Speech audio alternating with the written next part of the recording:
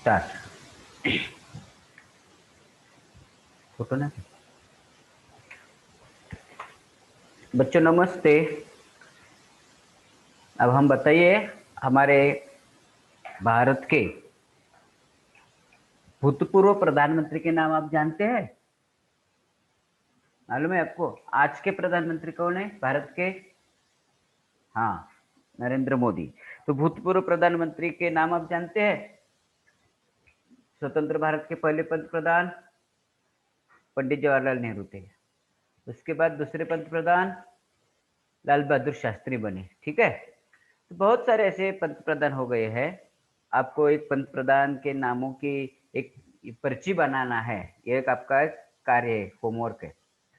तो भारत देश के पंत प्रधान कौन कौन हो गए, तो उसके कार्य कार्य जो काल है, कार्यकाल, इस कार्यकाल के अनुसार आपको एक पर्ची बनानी है। तो ऐसे एक महान व्यक्ति, एक पंत प्रधान, दूसरा पंत प्रधान हमारे भारत देश का। तो जो बड़े व्यक्ति है, तो बड़े व्यक्ति के कोई एक अच्छे खास ऐसे गुण होते हैं। जिस तरह पंडित जवाहरलाल नेहरू को यानी होशियारी थी, ये होशियार भी थे, बच्चों से प्यार करते थे, राजकारण उनका अच्छा था।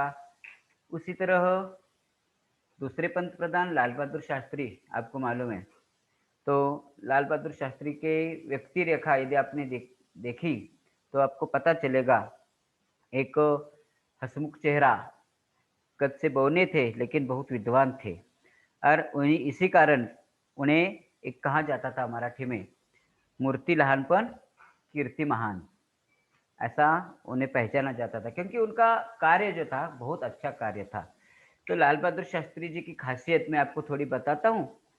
तो लाल बहादुर शास्त्री जो है, तो यह लाल बहादुर शास्त्री आ, उनका जो लेखन है, ये पाठ आज हम देखेंगे, ईमानदारी की प्रतिमूर्ति। इस पाठ के लेखक हैं सुनील शास्त्री। सुनील शास्त्री ने लाल बहादुर शास्त्री का बेटा है। तो इस बेटे ने अपने पिताजी के साथ अपने जीवन में जो कुछ प्रसंग महसूस किए हैं, एक पंत प्रधान का बेटा है। आपको मालूम है, हमारे घर में ज्यादा संपत्ति नहीं होती, जायदाद नहीं होती, फिर भी हम हमारे पिताजी के नाम पर जीवन बिताते हैं। तो इस सुनील शास्त्री जी को ये पसंद नहीं था, क्योंकि उसके संस्कार, लाल बहादुर शास्त्री जी का जो संस्कार है, तो ये संस्कार के कारण ये सब हुआ है। तो इस सुनील शास्त्री जी ने लाल बहादुर शास्त्री जी के बारे में हमें जानकारी बताई है।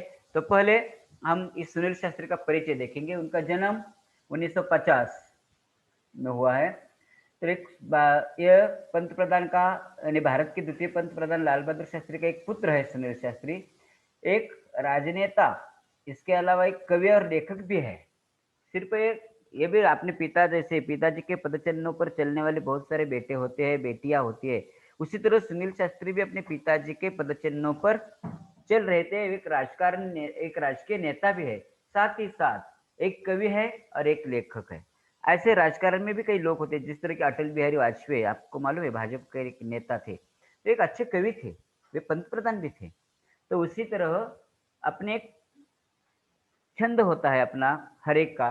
तो इसी तरह इस सुनील शास्त्री जी का कविता करना और लेखन करना, यानी कवि और लेखक ये भी है। उनके कविता, संगीत और सामाजिक कार्य में विशेष उन्हें रुचि थी सुनील शास्त्री जी को। तो वे अपने विचारों को उन्होंने बदलाव लाया है, पत्र पत्रिका में उन्होंने व्यक्त किया है। तो उन्होंने जो कुछ लिखा है, लाल बहादुर शास्त्री मेरे बाबूजी नाम से एक पुस्तक लिखा है। पुस्तक का नाम है मेरे बाबूजी। तो ये लाल बहादुर शास्त्री जी के ऊपर एक किताब लिखी है, और इसकी अंग्रेजी में भी एक आवृत्ति तैयार हो गई है, अनुवाद भी हुआ है। ऐसे सुनील शास्त्री, उन्होंने लाल बहादुर शास्त्री जी के बारे में इस पाठ के माध्यम से हमें जानकारी बताई है। तो हम देखेंगे लाल बहादुर शास्त्री, उनका जो गुण है, इस गुण के बारे में आपको थोड़ा सा बताना चाहता हूं।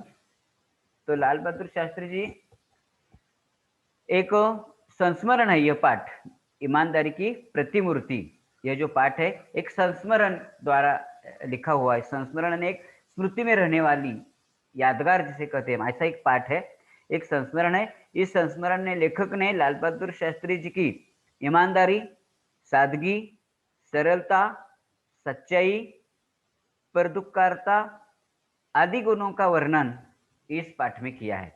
यानी इस गुणों से ही हमें पता चलेगा कि लाल बहादुर शास्त्री व्यक्ति कैसी थी। तो ठीक है, हम देखेंगे, आपको किताब खोलना है तो पाठ क्रमांक इकाई दूसरी में पाठ क्रमांक 5 पन्ना क्रमांक 68। तो देखिए, मैं पाठ पढ़ते पढ़ते आपको कई कठिन शब्द बताऊंगा। तो पाठ बहुत आसान है और प्रेरणादायी पाठ है। तो हमें देखना है इस पाठ के बारे में, इस पाठ में हमें क्या बता दिया है। यानी लेखक ने कहा है कि ईमानदारी की प्रतिमूर्ति, इस नाम से ही अभी हमें पता चलेगा। ईमानदारी यानी प्रामाणिकपना। तो ईमानदारी का एक मूर्तिमंत उदाहरण बाबूजी है, यानी लाल बहादुर शास्त्री है। तो एक दो तीन घटना लेखक ने उसके जीवन में जो कई याद हुए हैं, उन्हें अनुभव आया है, ऐसी एक घटना का वर्णन उन्होंने किया है। देखो, मैं पहले आपको बता रहा हूँ, यह सुनील शास्त्री एक भारत देश के पंत प्रधान का बेटा है। तो किस तरह उसका रहन सहन होना चाहिए, लेकिन पिताजी का रहन सहन यदि सादगी में है तो बेटे का बड़ा रहन सहन नहीं रहेगा और वह चैन का जीवन नहीं बिता सकता है, क्योंकि पिताजी के संस्कार है। तो कुछ कहानियां, इस अनुभव इस पाठ में हमें बता दे। मैं पाठ पढ़ता हूँ, आप किताब खोलिए पन्ना क्रमांक 68, आपको ध्यान देना है। देखिए, शुरुआत करता हूँ। हमने अपने जीवन में बाबूजी के बाबूजी के रहते अभाव नहीं देखा। उनके एक रहने के बाद जो कुछ मुझ पर भी था, वो एक दूसरी तरह का अभाव था कि मुझे बैंक की नौकरी करनी पड़ी। यानी सुनील शास्त्री हमें बताते हैं, जब बाबूजी थे यानी पिताजी थे, तब उन्हें कोई अभाव नहीं था।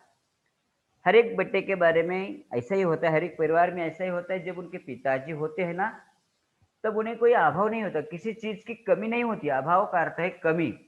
तो सुनील जी ने हमें पहले ही बता दिया, लेखक ने, कि जब हमारे बाबूजी थे, बाबूजी रहते, हमें जीवन में कोई अभाव नहीं देखा।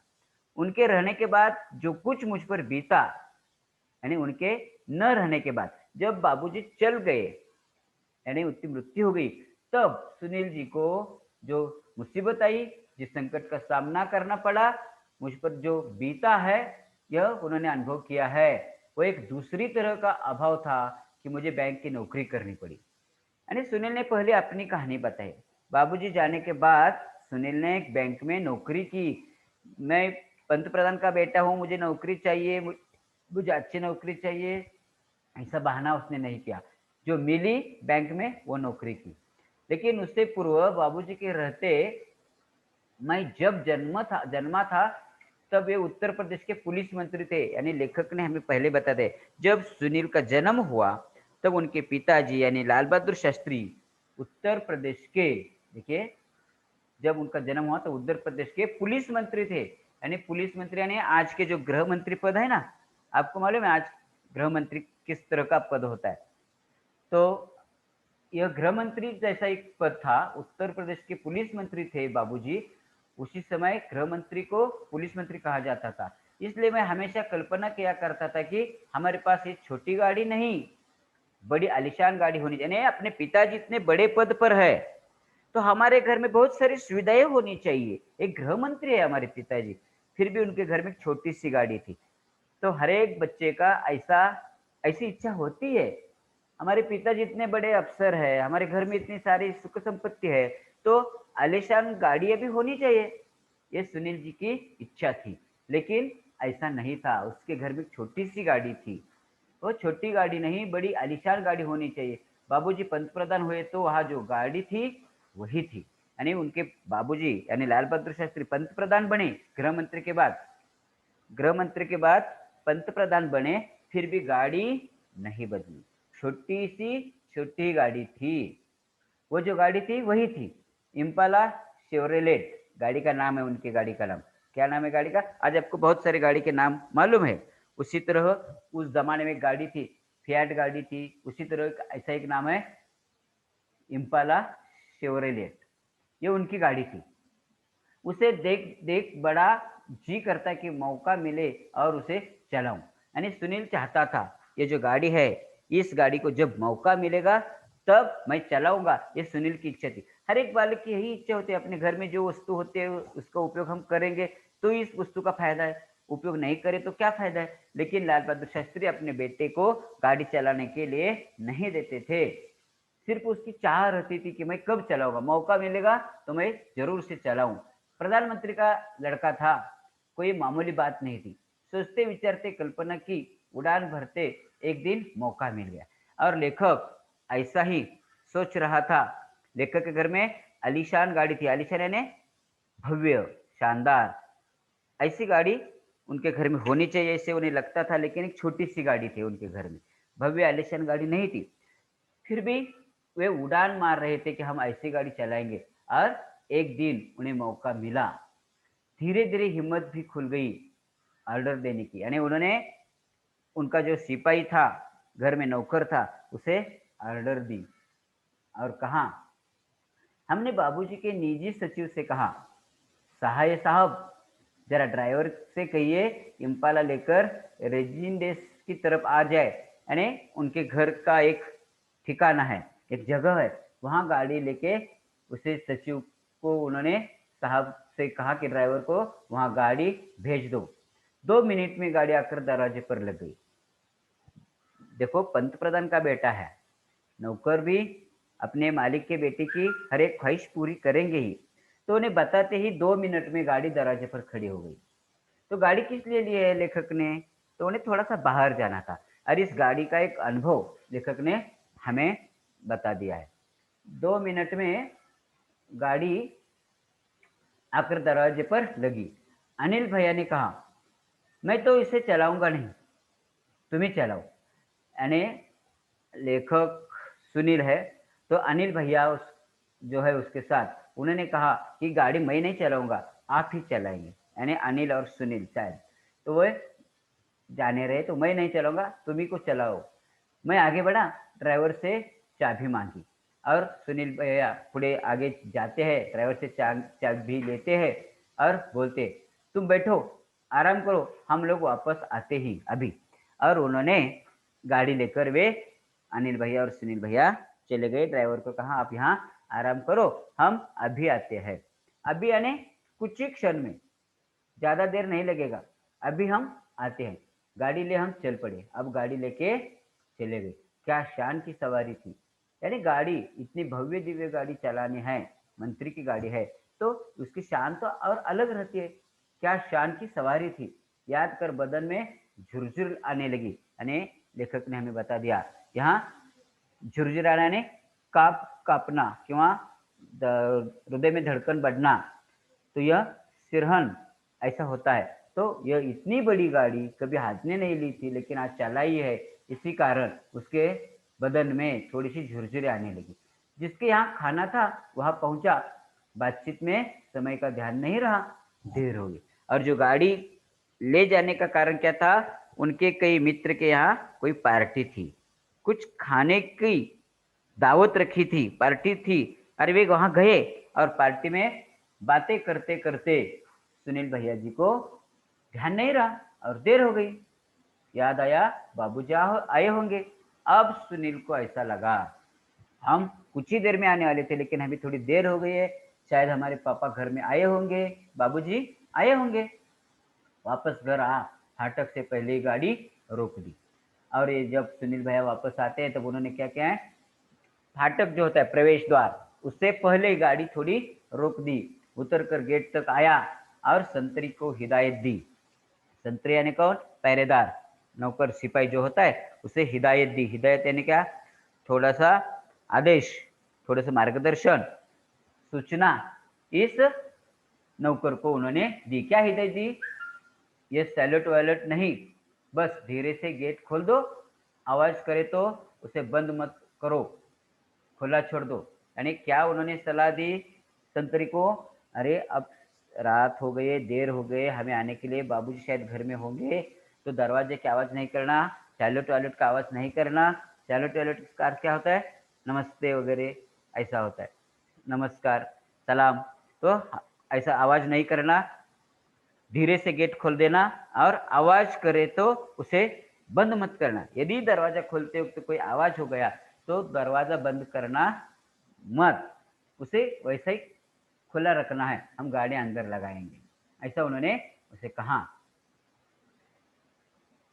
आवाज होगी तो फिर गेट की आवाज से बाबूजी को हम लोगों के लौटने का अंदाज ही हो जाएगा।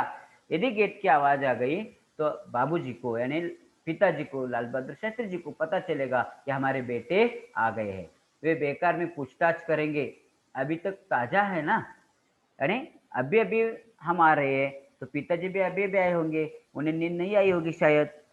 वे हमें पूछेंगे कि हम कहाँ गए थे, तो ये दरवाजे आवाज हो गया तो भी बंद मत करना, बेकार पूछताछ करेंगे, यानी बेकार नहीं, ऐसी ही बातें पूछेंगे हमें कहाँ गए थे वगैरह। अभी बात ताजा है, सुबह तक बात में पानी पड़ चुका होगा। अब यदि पिताजी की नींद नहीं खुली, पिताजी को नहीं पता चला, तो क्या हो जाएगा, सुबह तक ये पिताजी बात भूल जाएंगे, इस पर पानी फिर जाएगा, तो पूछताछ नहीं होगी, पानी पड़ चुका होगा। संतरे ने जैसा कहा वैसा ही किया गया, नहीं, संतरे ने जैसा कहा वैसा किया। उसने दबे पैर पीछे किचन के दरवाजे से अंदर घुसा।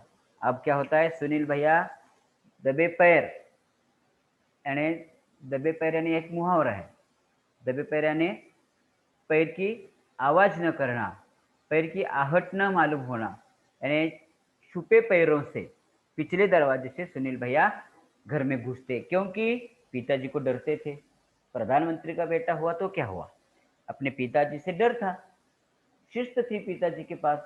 देर तक बच्चों ने बाहर रहना पिताजी को पसंद नहीं था, अब उन्हें देर हो गई है तो पिताजी डांटेंगे, इसलिए वे पिछले दरवाजे से दबे पैर पीछे किचन के दरवाजे से अंदर घुसा।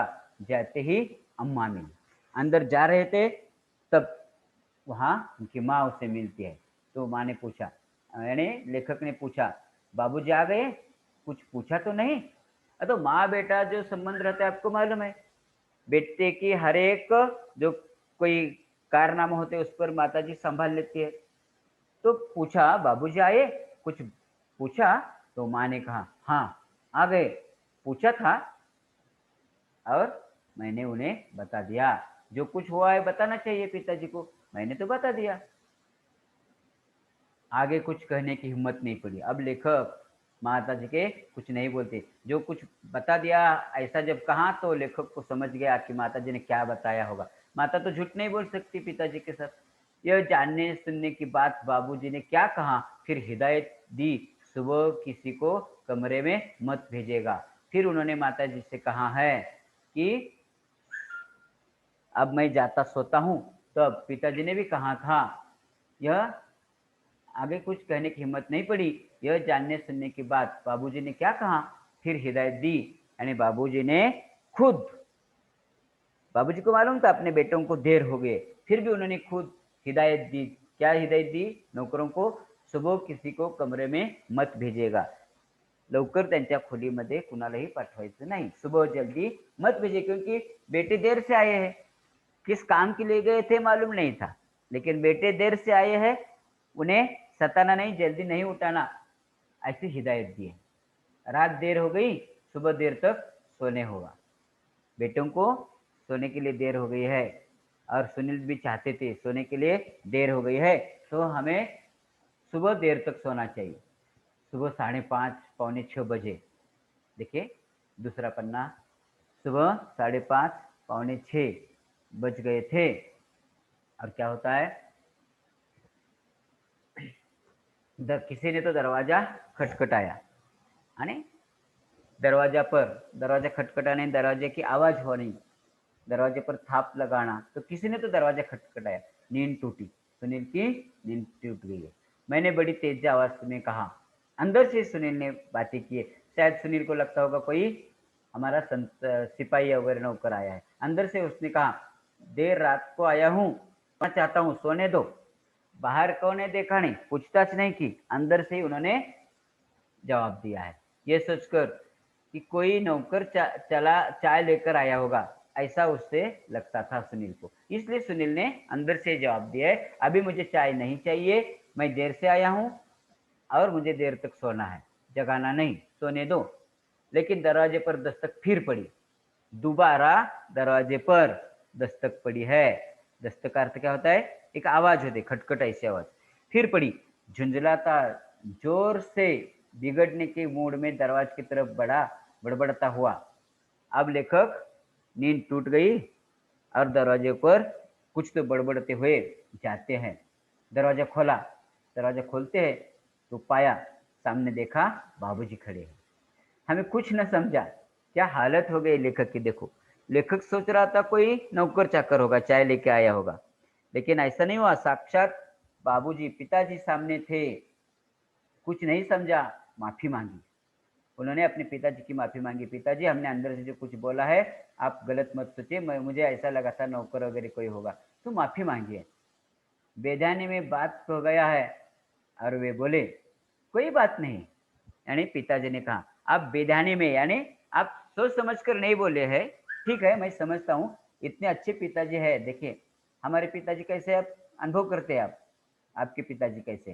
तो बाबूजी ने कहा कि बेध्यानी में बात कर गया है, कोई बात नहीं है, जाओ, आओ चलो हम लोग साथ साथ चाय पीते हैं। आप जल्दी मुंह धोकर नीचे आओ, हम सब मिलकर चाय पिएंगे। पिताजी ने इतना ही कहा। हमने कहा ठीक है। बस जल्दी जल्दी हाथ मुंह धो चाय के लिए टेबल पर जा पहुंचा। अब लेखक ने क्या किया है देखिए, पिताजी की गाड़ी, ऑफिस की गाड़ी लेके अपने मित्र के यहाँ दावत के लिए गए थे। आने के लिए थोड़ी देर हो गई है। फिर पिताजी को नहीं बताया है, पिताजी को सब कुछ मालूम होता है क्या हुआ, देर से क्यों आया है, फिर भी डांटा नहीं। दूसरे दिन पिताजी ने चाय के लिए अपने साथ बेटों को बुलाया है। तो वे टेबल पर जा पहुंचा। लगा उन्हें सारी राम कहानी मालूम है, पर उन्होंने कोई तर्क नहीं किया। राम कहानी यानी घटना लेखक के ध्यान में आ गया। सुनील भैया को समझ गया कि पिताजी ने हमें यहाँ बुलाया है चाय पीने के लिए, लेकिन असल में तो चाय नहीं पीना है, लेकिन पिताजी हमें डांटेंगे। कल की कहानी, कल की घटना, राम कहानी उन्हें मालूम होगी, ऐसा तर्क लगाया। न कुछ जाहिर होने दिया, और कुछ जाहिर, जाहिर यानी प्रसिद्ध, समझना, न कुछ जाहिर होने दिया। कुछ देर बाद चाय पीते पीते पिताजी बोले, अम्मा ने कहा तुम लोग आ गए हो, पर तुम कहते हो रात बड़ी देर से आए, कहाँ चले गए थे? नहीं, शास्त्री जी ने, बाबूजी ने अपने बेटे को प्रश्न पूछा। अम्मा जी ने बता दिया तुम लोग बाहर गए थे, थोड़ी देर से आए हैं। कहाँ गए थे? तो लेखक ने जवाब दिया, हाँ हाँ बाबूजी, एक जगह खाना खाने पर गए थे। तो फिर बाबूजी कहते, आगे प्रश्न किया, लेकिन खाने पर गए तो कैसे? आप खाने को गए थे ना, तो खाने को कैसे गए? तो यहाँ तो गाड़ी वैसी है मेरी, कैसे गए? जब मैं आया तो फियाट गाड़ी गेट पर खड़ी थी, गए कैसे? तो पिताजी ने पूछा, अरे फियाट गाड़ी तो यानी अपने घर की जो छोटी सी गाड़ी है ना, वो गाड़ी तो वैसी जगह पे है, आप कैसे गए? गाड़ी तो हिली नहीं, आप कैसे गए? तो लेखक ने बता दिया, हम इम्पाला शेवरोलेट लेकर गए थे। तो सुनील जी ने बता दिया अपने पिताजी को सच सच, यानी सच छिपा नहीं जाता, कहा जाता है ना, तो वैसा ही हो गया, सच बताना ही पड़ेगा। और सुनील ने बता दिया, बाबूजी हम इम्पाला शेवरोलेट लेकर गए थे। तो बाबूजी कहते हो, तो आप लोगों को बड़ी गाड़ी चलाने का शौक है? अरे अपने यहाँ छोटी गाड़ी है घर में, तो आप सरकारी गाड़ी का उपयोग क्यों किया आपने? ये शेवरोलेट गाड़ी आपके काम के लिए नहीं है, आपको खाना खाने के लिए जाने के लिए नहीं थी, ये मेरी गाड़ी है, ऑफिस की गाड़ी है। आप शेवरेला लेके गए थे, तो आपको बड़ी गाड़ी चलाने का शौक हो गया है। तो बाबूजी खुद इम्पाला का प्रयोग न के बराबर करते थे, यानी बाबूजी ने क्या कहा है, बाबूजी को अच्छा नहीं लगा अपने बेटे ये इम्पाला शेवरेला लेकर गए, तो बाबूजी खुद इम्पाला का प्रयोग न करके बराबर करते थे कि, और वह किसी स्टेट गेट के आने पर ही निकालते थे। यानी बाबूजी क्या करते थे, ये जो सरकारी गाड़ी है, प्रधानमंत्री की गाड़ी है इम्पाला शेवरलेट, वो खुद के लिए भी नहीं इसका उपयोग करते। खुद प्रधानमंत्री थे, फिर भी इतनी बड़ी आलिशान गाड़ी का उपयोग नहीं करते थे, अपनी छोटी गाड़ी से, फियाट गाड़ी से ऑफिस जाते थे। लेकिन इस गाड़ी का उपयोग कब करते थे? जब कोई स्टेट गेस्ट आएंगे, यानी बाहर के गेस्ट कोई आएंगे, तभी उनके लिए वो निकालती थी। उनकी बात सुन मैंने अनिल भैया की तरफ देखा, आंखों से इशारा किया, और एक दोनों, ये भैया सुनील भैया अनिल भैया एक दूसरे की ओर देखते हैं, सिर्फ आंखों से इशारा करते हैं एक दूसरे से। आंखों से इशारा कर दिया और मैंने समझ गया कि यह इशारा इजाजत का है। अब हम उसका आए दिन उपयोग कर सकेंगे। यानी पिताजी ऐसे बोले कि आपको बड़े गाड़ी से घूमने का शौक है। यह बात पिताजी जब बोलते हैं, बाबूजी जब बोलते हैं, तब दोनों भाई एक दूसरे की ओर देखते हैं और समझ जाते हैं कि यह गाड़ी चलाने की आपको अनुमति है। लेकिन ऐसा नहीं होता। देखिए, तो हमें आए दिन प्रयोग कर सकते हैं हम, आए यानी आने वाले दिन में। चाय खत्म कर उन्होंने कहा, सुनील जरा ड्राइवर को बुला दीजिए। अब पिताजी ने सुनील को कहा, अरे सुनील अपने ड्राइवर को बुलाओ। तो ड्राइवर को बुलाया, लेखक ने ड्राइवर को बुलाया। उससे उन्होंने पूछा, और लाल शास्त्री जी ने, बाबूजी ने ड्राइवर से पूछा, तुम लॉगबुक रखते हो ना गाड़ी में? लॉगबुक का अर्थ होता है गाड़ी कहाँ से कहाँ गई, कब वापस आई, कितने किलोमीटर या प्रवास हुआ, यह जो टिप्पणी रखते हैं उसे लॉगबुक कहते हैं। तो लाल बहादुर शास्त्री जी ने अपनी गाड़ी के ड्राइवर से पूछा, अब गाड़ी में लॉगबुक रखते हैं ना? तो ड्राइवर ने कहा हाँ। तो जवाब दिया उसने, हाँ। हाँ में उत्तर दिया। तो उन्होंने आगे कहा, एंट्री करते हो? अरे लॉगबुक तो गाड़ी में रखते हैं, लेकिन गाड़ी में एंट्री करते हैं क्या? अब कहाँ गए थे, कब गए थे, तिथि वार कुछ लिखते हैं, एंट्री करते हो? कल की एंट्री गाड़ी इन लोगों ने चलाई, कल की एंट्री की है? इन लोगों ने, मेरे बच्चों ने, सुनील भैया गाड़ी लेके गए थे अपने मित्र के यहाँ, ये एंट्री गाड़ी में की है क्या? ऐसा ड्राइवर को पूछा। कल कि, कल कितनी गाड़ी इन लोगों ने चलाई? कितनी यानी कितना किलोमीटर, यहाँ से उनके मित्रों का घर कितना दूर था, खाना खाने के लिए गए थे, किलोमीटर कितनी गाड़ी चली है, लिखा अपने? वो बोला 14 किलोमीटर। ड्राइवर ने बोला, सच बोला, ड्राइवर भी झूठ क्यों बोलता? ड्राइवर ने बोला 14 किलोमीटर गई गाड़ी। तो उन्होंने हिदायत दी। तो लाल बहादुर शास्त्री जी ने, बाबूजी ने ड्राइवर को सूचना दिए, निर्देश किया, उसमें लिख दो लॉगबुक में 14 किलोमीटर निजी उपयोग यानी खुद के लिए उपयोग किया है। यानी बच्चों को खाना खाने के लिए गवर्नमेंट की गाड़ी नहीं होती, तो उसमें लिख दो निजी उपयोग। तब भी उनकी बात हमारी समझ में नहीं आई। फिर उन्होंने अम्मा को बुलाने के लिए कहा, और चाचा बाबूजी इतने में नहीं रुके, यहाँ पे नहीं रुके। उन्होंने फिर अम्मा को बुलाया और माँ को बुलाने के लिए कहा। अम्मा जी के आने पर, अम्मा जी आती है, तब शास्त्री जी अपनी पत्नी को यानी सुनील भैया के माँ को बोलते हैं, सहायक साहब से कहना 60 पैसे प्रति किलोमीटर के हिसाब से पैसे जमा करवा दे। 60 पैसे किलोमीटर या प्रमाणे अपने बेटे ने 14 किलोमीटर की गाड़ी चलाई है, जितने पैसे होंगे आपको जमा करने पड़ेगी। शास्त्री जी ने अपनी पत्नी से कहा। इतना जो उसका कहना था कि हम और अनिल भैया वहां रुक नहीं सके, और उनके इस बात को सुनकर दोनों भाई वहां रुके नहीं। जो रुलाई छुट्टी तो वह कमरे से भागकर पहुंचने के बाद भी काफी देर तक बंद नहीं हुई। दोनों दोनों जन देर तक पुट पुट कर रो रहे थे। यानी पिताजी ने डांटा नहीं, कुछ गुस्सा नहीं किया, सिर्फ संस्कार दिखाए।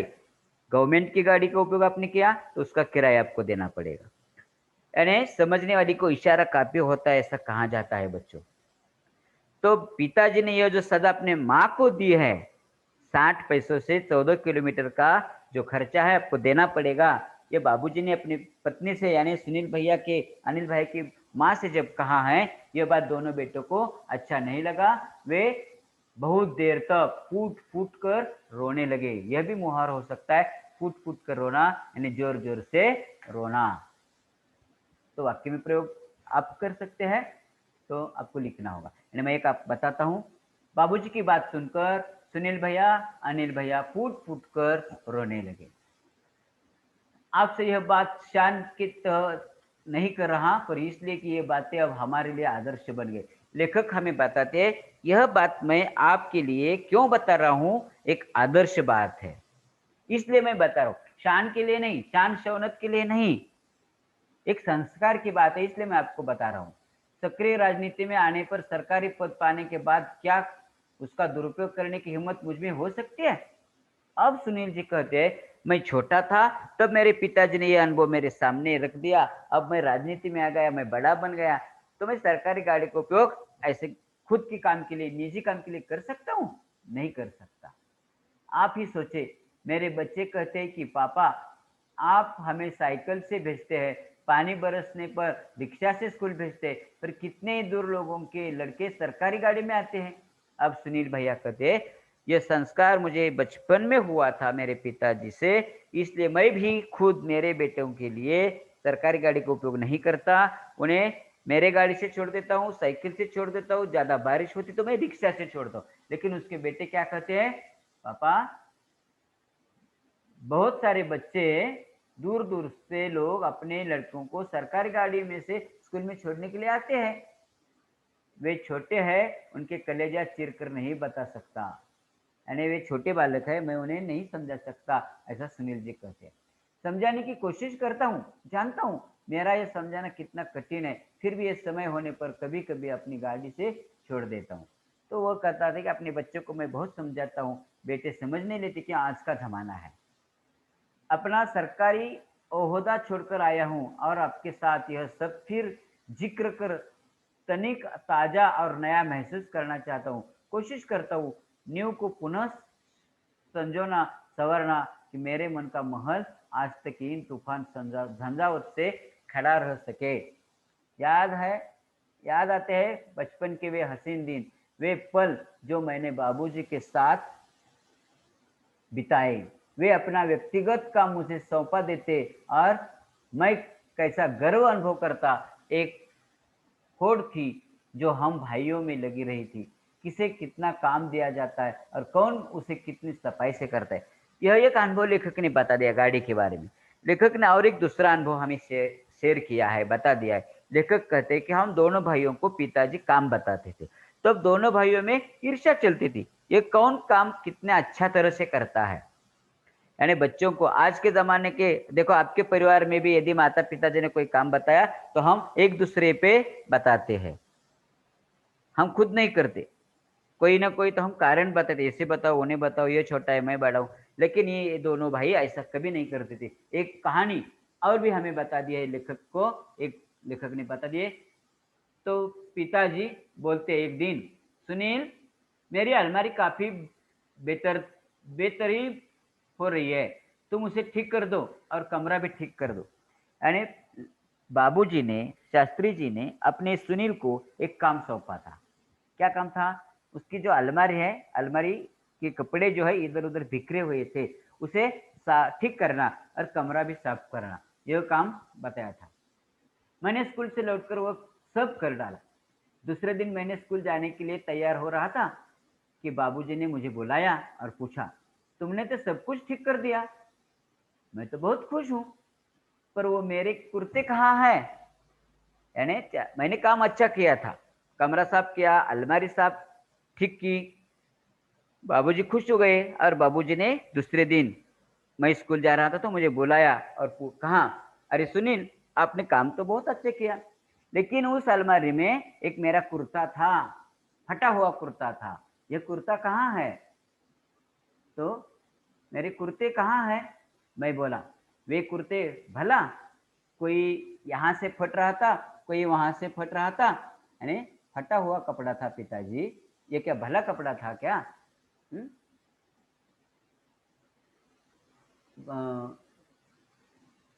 कोई वहां से फटा, वे सब मैंने अम्मा को दे दिए। अब मैंने अलमारी में सिर्फ अच्छे अच्छे कपड़े आपके रखे हैं, जो फटे हुए कपड़े थे मैंने बाहर निकाल कर अम्मा को दे दिए। उन्होंने पूछा, ये कौन सा महीना चल रहा है? तो पिताजी ने मुझे पूछा, अरे सुनील ये जो शुरू महीना है कौन सा महीना है? तो सुनील ने जवाब दिया, अक्टूबर का अंतिम सप्ताह है बाबूजी, अक्टूबर महीने का अंतिम सप्ताह है। तो बाबूजी ने आगे कहा, अब नवंबर आएगा ना, जाड़े के दिन होंगे, तब ये सब काम आएंगे, यानी फटे कपड़े जो मैंने रखे थे ना अलमारी में, आपने बाहर फेंक दिए, वो नवंबर में मुझे जाड़े के दिन में उपयोग आएंगे। जाड़े के दिन ठंडी के दिन होते हैं।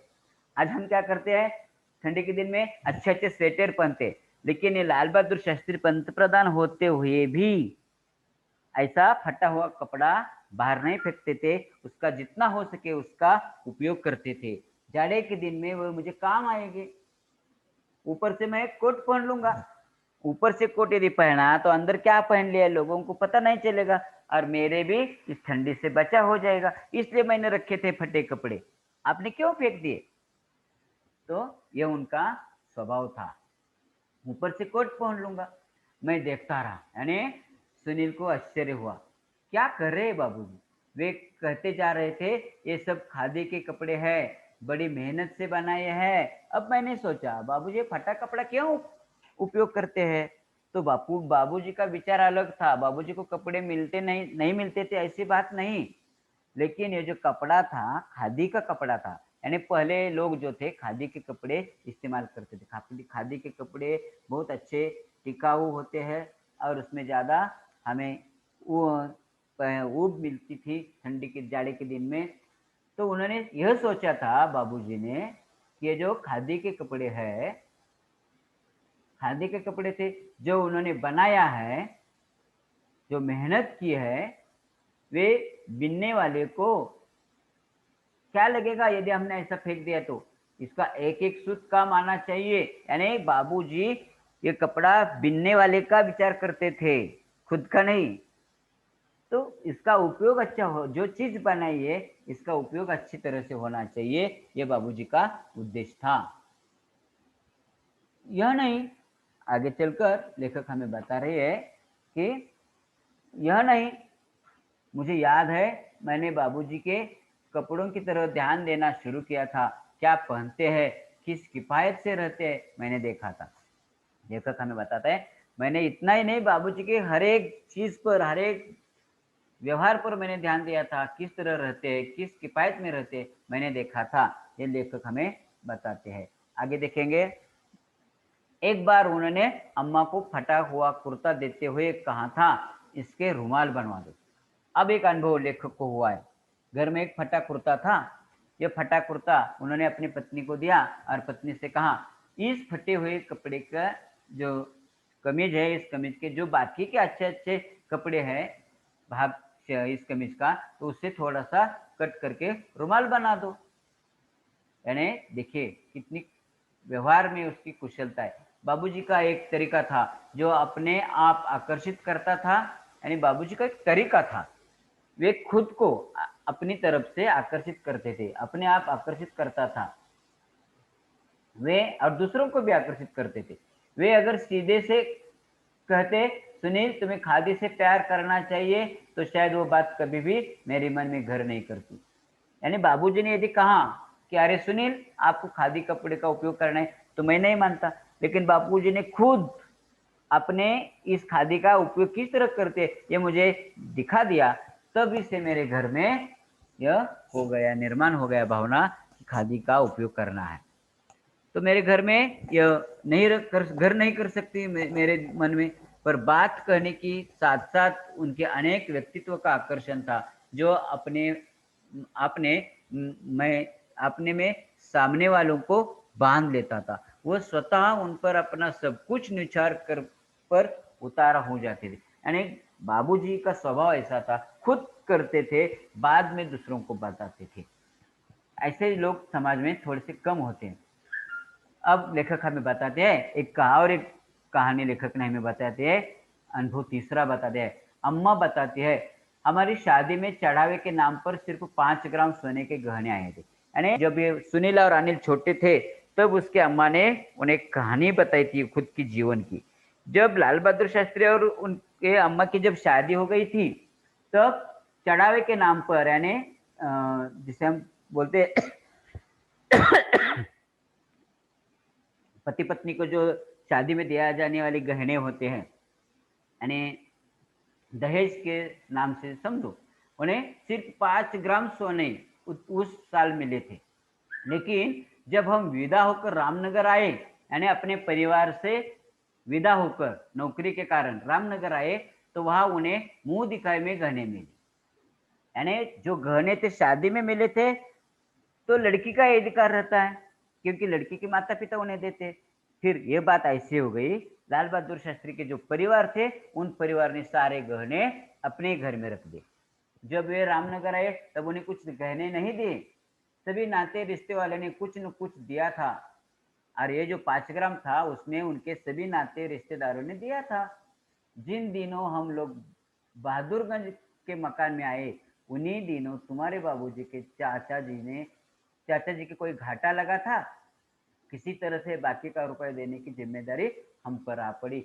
बात क्या थी, उसी की उसकी ठीक से जानकारी लेने की जरूरत हमने नहीं सोची और न ही इसके बारे में कभी पूछताछ की। यानी उनके चाचा जी को घाटा हुआ। अब घाटा होने के कारण ये 5 ग्राम सोना था, वो भी उन्होंने दे दिया अपने चाचा जी को। इतना साधा स्वभाव अपने पिताजी का है, उनके माँ बताती है। तो पूछताछ भी नहीं किया। एक दिन तुम्हारे बाबूजी ने दुनिया की मुसीबतों से और मनुष्य की मजबूरियों के समझ जाते हुए हम हमसे गहनों की मांग की, तो क्षण भर के लिए हमें कुछ वैसा लगा और गहना देने में तनिक हिचकिचाहट महसूस हुई, पर यह सोचा कि उनकी प्रसन्नता में हमारी खुशी है। हमने गहने दे दिए केवल। यानी एक दिन क्या होता है, ये लाल बहादुर शास्त्री अपनी पत्नी को किसी कारण गहने मांगते हैं, तो मनुष्य की मजबूरियों को समझाते हुए हमसे गहने की मांग की। तो पत्नी ने भी कोई भी विचार नहीं किया, तो क्षण भर के लिए थोड़ा सा सोचा और ऐसा लगा कि गहना देने में लिए हिचकिचाहट नहीं की। यानी आज के ज़माने में देखो, पति पत्नी को कुछ जो माँगता है, यानी पत्नी पति को कुछ माँगती है, तो देने के लिए थोड़ा-सा सोचते हैं। लेकिन लाल बहादुर शास्त्री की पत्नी ने इतना होते हुए भी फिर गहने की माँग की है, तो कोई सोचा नहीं है। तो उन्होंने उनकी प्रसन्नता में हमारी खुशी है। यदि बाबूजी खुश है, तो हम खुश हैं। ऐसा सोचकर उन्होंने जितने अपने पास गहने थे, उतने सारे फिर बाबूजी को दिए। केवल टीका, नथुनी, बिछिया रख लिए, क्योंकि वे सुहाग वाले गहने हैं। यानी सिर्फ सुहाग वाले गहने रखे और बाकी सब गहने बाबूजी को दिए। उस दिन तो उन्होंने कुछ नहीं कहा, पर दूसरे दिन वे अपनी पीड़ा को रोक न सके। यानी जब मैंने उसे दिया, उन्होंने मांग की, मैंने उसे गहने दी। उस वक्त तो उन्होंने कुछ नहीं कहा, लेकिन दूसरे दिन जो उनके मन को पीड़ा थी, वो पीड़ा न रोक सके और दूसरे दिन उन्होंने कहा, तुम जब मिर्जापुर जाओगी और लोग गहने के संबंध में पूछेंगे तो क्या कहोगी? मिर्जापुर यानी मैके, उनका मिर्जापुर मैका था। जब तुम मैके जाओगी तब वहां के लोग आपको पूछेंगे, अरे इतने सारे आपके पास गहने थे, क्या हुआ? इतने ही बच गए, टीका न तो नहीं बिछिया, बाकी के गहने क्या हुए? तो उसने मुरझाते हुए कहा, यानी पत्नी ने, उसके लिए अब चिंता मत करिए, तुम चिंता मत करो, मैंने क्या उन्हें बताया, मैंने तय किया है, हमने सोच लिया है बहाना। क्या बताएंगे? हम उन्हें कहेंगे कि गांधी जी के कहने के अनुसार हमने गहने पहनना छोड़ दिया है।